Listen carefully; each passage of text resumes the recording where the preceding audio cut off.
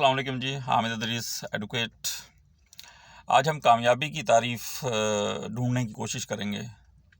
پیارے دوستو، اگر کامیابی عہدوں کا حاصل کرنا اور دنیاوی طاقت کا حاصل کرنا ہے تو پھر فرعون اس دنیا کا کامیاب ترین انسان تھا، اور اگر دولت کا حاصل کرنا ہے، بینک بیلنس کا حاصل کرنا ہے تو قارون اس دنیا کا کامیاب ترین انسان تھا۔